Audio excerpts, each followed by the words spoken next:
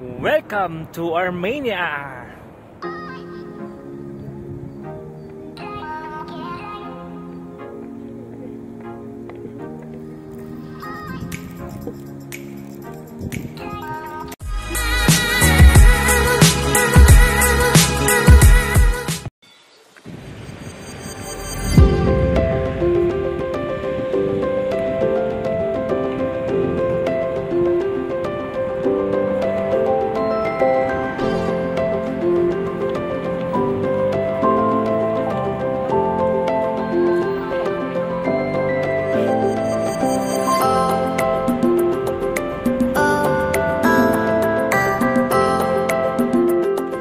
Guys, good afternoon. So today is the third day. Third day. So pupunta kami dyan. Hindi ko alam kung ano yan. Cascade daw, sabi ni Princess. So titignan namin. Punta kami dun kung anong meron. Tapos aakyat kami dun sa dulo. Let's see. May mga ano pa yan, under renovation, yung mga hindi pa tapos. Ang galing nung ano, parang tiger na parang aso, na parang animal. Gulong siya. Ano, gulong tapos ginawang ganyan, pinagdidikit. Sa tatawid na kami, may mga cute na mga bata dito. Akala ko ano, kami ito, satwa. Tingin ko gumalaw.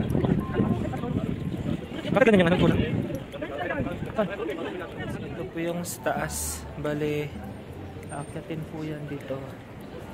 Yan, mahaba po yung hagdanan niya. Hanggang dun sa pinakadulo, nakita nyo yan. Yan. So, aakyatin namin. Cascade daw tawag nito eh. Ano yan? Yan. So, ngayon kasi winter. So, yung mga halaman, hindi pa siya tumutubo kasi namamatay sa yelo. Bali, pag spring na, tsaka pa siya tutubo.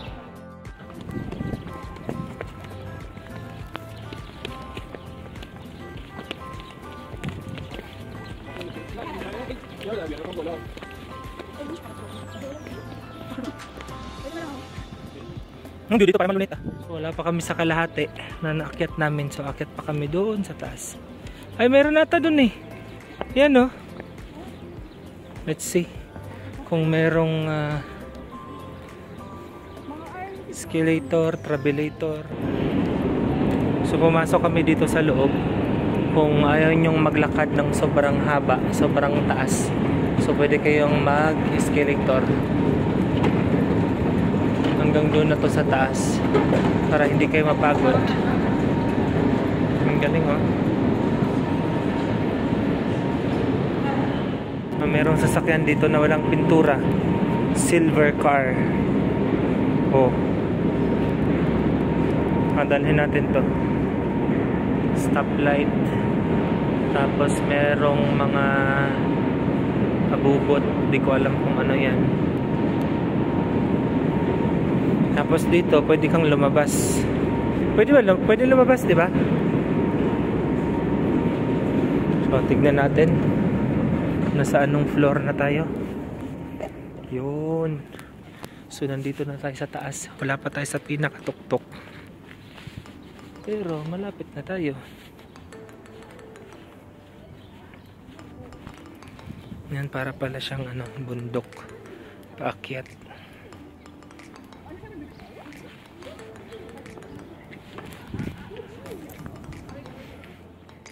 So nandito tayo sa taas pero wala pa tayo sa pinakatuktok. Ayan. So yung doon sa baba. Tapos yung sa pinakadulo, doon sa taas, medyo malayo pa. Wala pa tayo doon sa pinakatuktok. So makita nyo dito sa baba, yan yung mga bahay nila. Diyan sa taas. Doon kami galing sa kabilang side. Ayan, sobrang taas. So kung nakita nyo, nandun kami galing sa doon kanina.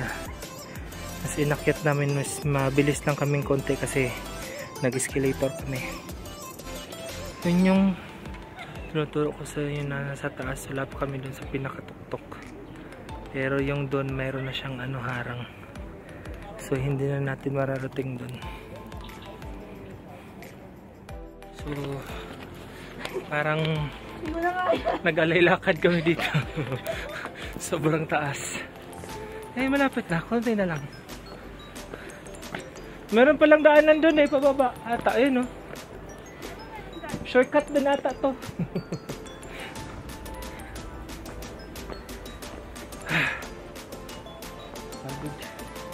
So nakita yun dun sa baba, yung mga bahay nila, mga shops.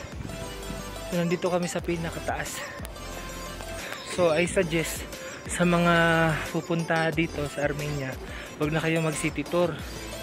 Kasi pwede nyo namang lakarin sa gabi, hindi kayo pag sa hapon, pero 3 days and 2 nights hindi siya kasya. So dapat at least minimum 5 days.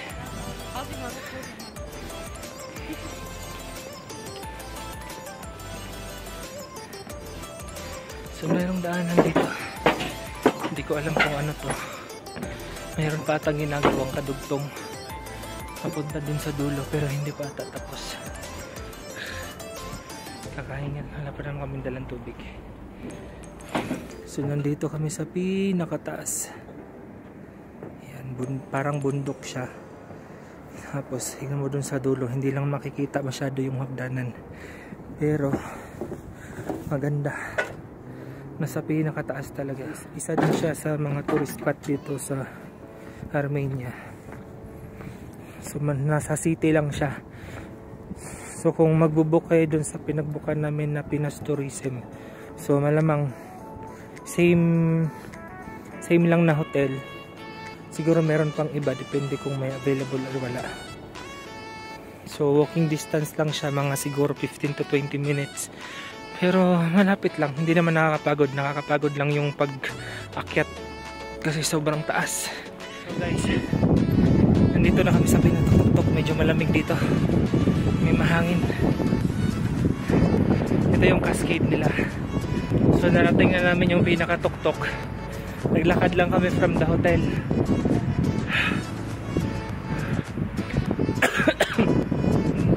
Pakita ko sa iyo yung sa likod.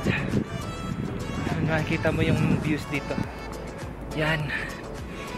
Kung nakita nyo ito, saan ba? Yan. Yan. Doon kami galing kanina. Lakad naman papunta dito, paakyat. Nakapagod, may hagdanan naman. Kaso nga lang, itong sa baba, hindi pa siya tapos. So parang pagkakatingin ko ay dudugtungan siguro nila papunta dito. Kasi doon kami dumaan sa gilid kanina pag ganun. Paikot hanggang dito sa taas. So medyo mataas siya. Tapos ito yung sinasabi nilang mother, hindi ko alam. Welcome to Armenia. Ayan, may isang kabayan doon eh. Ayan. Kabayan. Tapos yung iba may mga nagsasalita ng English pero madalang lang. Layo-layo din nilakad sa mataas. So bundok na siya dito.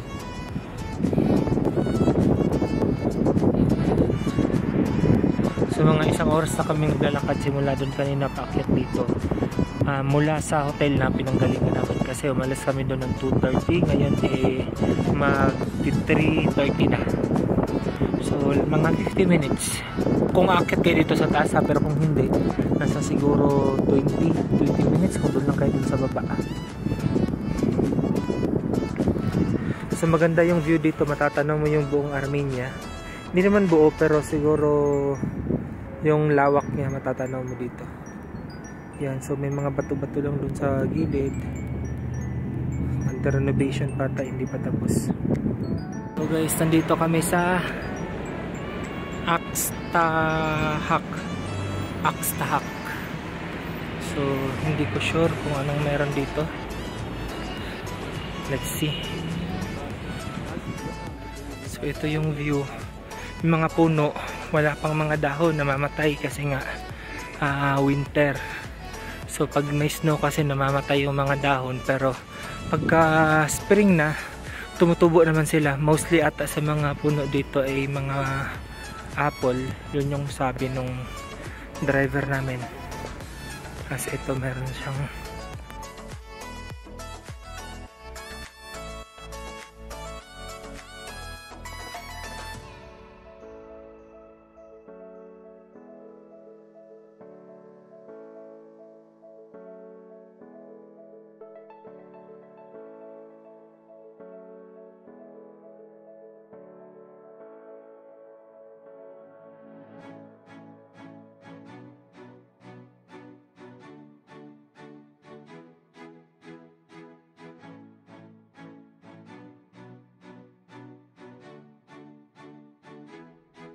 titikman namin yung donut nila.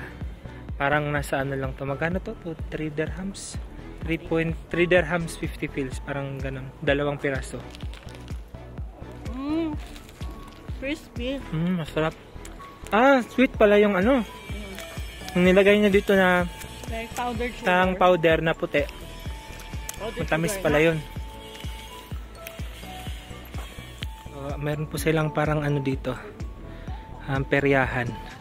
So 500, parang 5 dirhams lang po siya. Tapos wala siyang height restriction. Iba yung ano dito sa Dubai. So open nata siya per ano. Meron pa dito sa kabila. So mag-a-apply na kami dito mamaya sa peryahan nila. Walang checklist, walang height restriction, walang operator. So kailangan talaga ng tao dito. Tapos walang customer. Yan yung Ferris wheel na yan, walang mga height restriction. Diba? Walang complaint dito. So mag-a-apply na ako dito mamaya. Hindi na ako babalik ng Pan City. Mainit dun sa Dubai. Ayan o, madaming mga attraction dito. Dito na kami sa tinatawag nilang Mother. Yung history ata nito ay yung parang panahon ng digmaan, ay yung parang babae yung namumuno. Ay hindi naman namumuno, pero parang pinaglalaban niya yung bansa nila. So ikutin natin.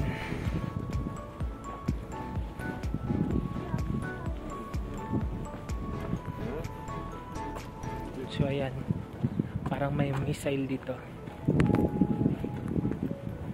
Ito yung sa likod.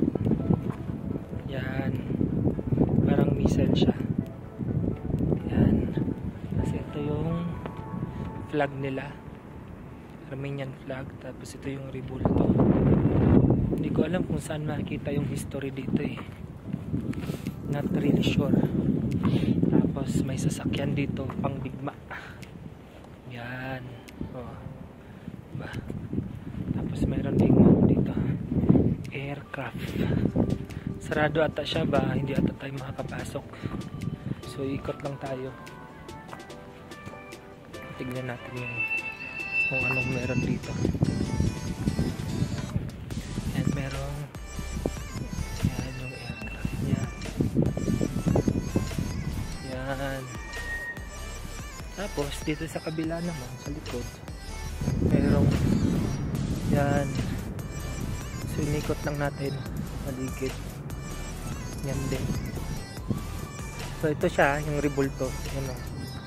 Mataas siya. Hindi ko lang alam kung pwedeng umakyat. Try natin mamaya. Ikot muna tayo para makita nyo yung view kung anong meron dito. Ito pa yung tangke. Ito yung medyo malaking tangke. Yan, wala kasing history, di mo mabasa minsan kasi pagka merong nakasulat, kaso nga lang yung nila, lingwahe nila, tsaka yung letters nila, so hindi mo talaga maintindihan. Yan, yan yung tangke. Meron dito Mother Armenia sculpture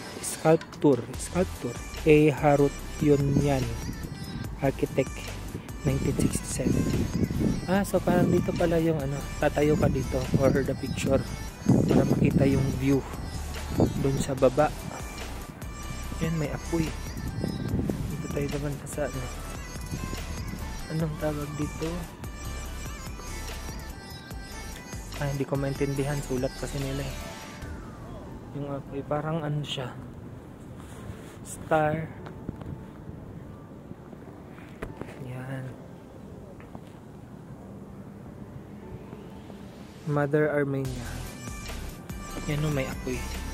Tapos may bulaklak. Not really sure kung ano yun. Dito tayo sa pinakaharap.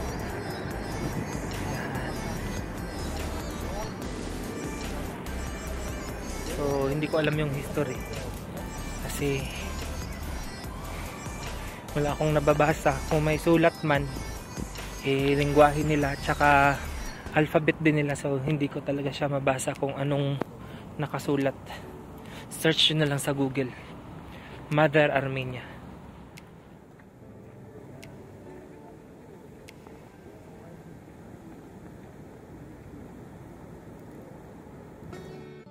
So, akyat po kami doon sa loob. Para siyang ano, para siyang luneta. 'Di ba sa luneta meron kang ano, pasok ka din sa loob. Tapos ito nakalagay lang open. So, pasok tayo sa loob.